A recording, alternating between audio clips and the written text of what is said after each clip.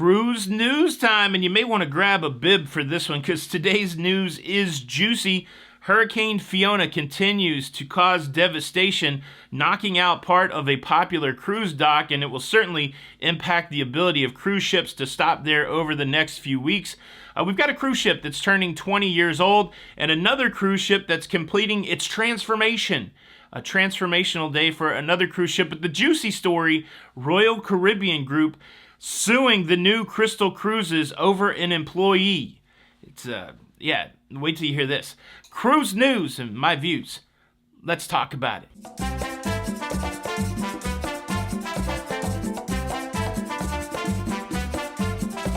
Hey, what's up, everybody? Welcome to Lido, Loca. I'm your host, Tony, here with the latest cruise news and views.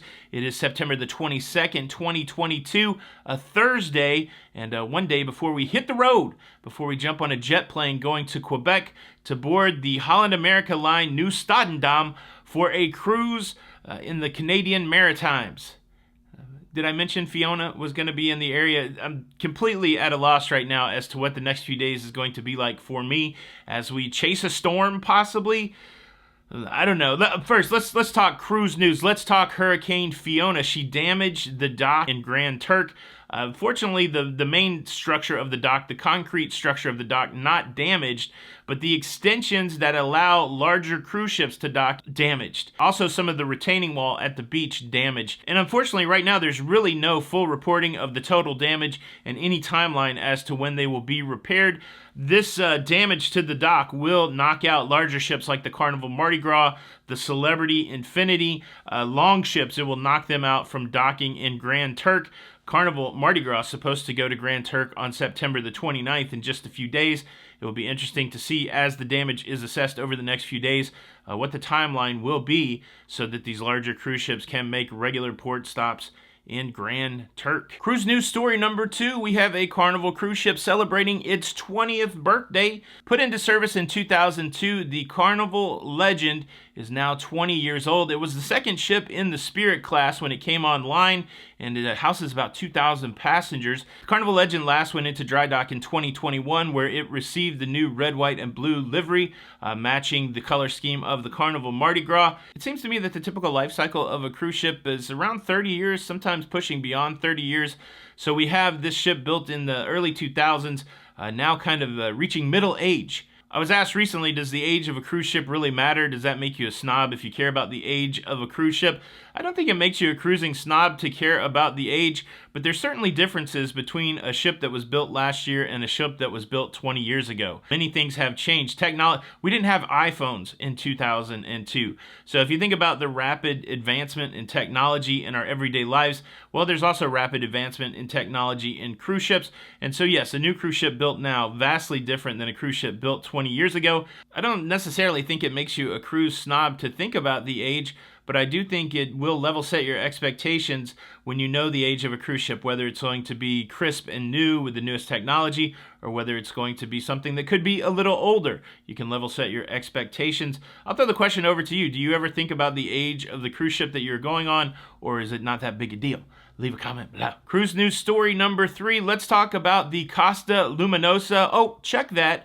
The Carnival Luminosa. If you've been tracking along with this, you know that Carnival received a new cruise ship, a new old cruise ship, from the Costa fleet. The Luminosa has been undergoing a transformation to make it look like the Carnival cruise ships. 2 of the big noticeable changes are, of course, the new red, white, and blue hull livery paint scheme, and also the classic Costa funnel, the yellow and blue funnel, has been repainted to Carnival colors. So in addition to the changes that are going on that cruise ship in both the interior and the exterior, there was also a big registration change yesterday. When she was in the Costa fleet, the Luminosa flew the flag of Portugal, but as of yesterday, she has been reflagged, re-registered, now in the Bahamas.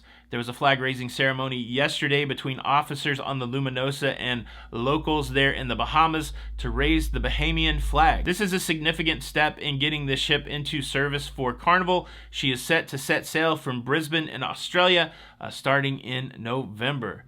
She's looking sweet. Luminosa. Now I gotta tell you about the latest saga in the Crystal Cruises drama, and this time it includes Royal Caribbean Group suing the new Crystal Cruises over an employee, which is some wild stuff. But before I do that, let me quickly invite you to subscribe. If you like staying up to date with everything that's going on in cruising, please consider subscribing with the notification bell on. That way you don't miss out on any of these episodes. Thank you in advance. Let's go on and talk about this juicy, juicy story. So you know the saga of Crystal Cruises. They were owned by Genting. Genting went out of business and the ships were seized. They couldn't pay their bills and the ships went up for sale. And 2 of the ships were bought by this company called Abercrombie and Kent. 2 of the cruise ships. And then Silver Seas, which is part of the Royal Caribbean group, they bought one of the Crystal ships, the Crystal Endeavor. Now, Abercrombie and Kent wanted all 3 ships to be together so they could relaunch them as the Crystal Cruises brand. Well, that didn't happen. So they couldn't get the Crystal Endeavor ship. However, they got somebody that worked for Silver Seas, and this is where the hubbub is. There's a gentleman, Matthias Silver, who was a higher up in Silver Seas, who shortly after the acquisition of these Crystal ships left Silver Seas, resigned from Silver Seas. Then back in August, it was announced that he had taken a job with the new Crystal Cruises. Now, people leave jobs and get jobs all the time. That's the way the world works.